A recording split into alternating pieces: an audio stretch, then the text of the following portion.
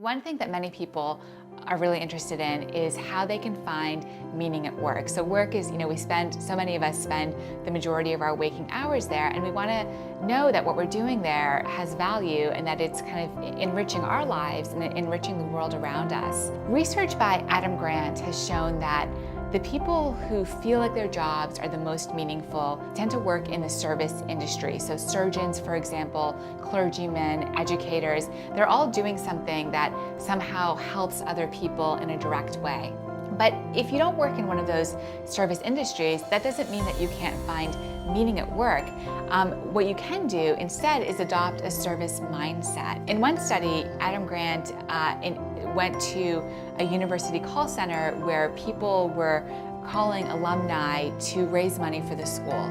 So this can be kind of a demoralizing job because you're calling people, you're asking for money, people aren't always the most receptive to calls like that, you're getting rejected a lot, getting hung up on. So how can you find meaning in that? How can you kind of turn that around and feel elevated as a result of doing that kind of work? Grant and his colleagues told some of the fundraisers that what they were doing was really benefiting one of the financial aid students. And so what you're doing wasn't just a matter of like raising money for the school, but it was having a real impact on another student. It was allowing them to be on campus to receive this wonderful education.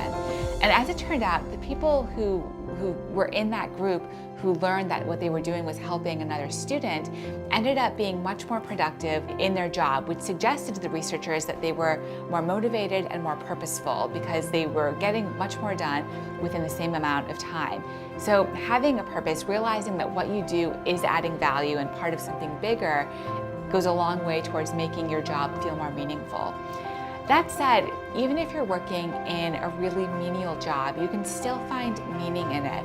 So another study by Adam Grant and his colleague Jochen Menges studied women who were working at a coupon processing factory in Mexico. So this is really kind of menial, laborious work. It's not interesting in and of itself. And yet, some of the women kind of adopted a different mindset towards their work. So it wasn't just about making money, but it was about supporting their families. So their work allowed them to do something that was really meaningful to them, which was give their families kind of a little bit of a better life. And the women who adopted that service mindset, who saw their work as a way to contribute to the people that they loved, were again more motivated, more productive, ultimately got more done because they had this larger purpose that they were working towards. There's a story that goes like this. President John F. Kennedy was walking in the halls of NASA one day when he ran into a janitor, and he asked the janitor, sir, what do you do here? What's your job here? And the janitor said, Mr. President, I'm here to help put a man on the moon. So he saw his job as part of something bigger. And the question for us is, how can we frame our own work in terms of something bigger, in terms of a larger contribution as well?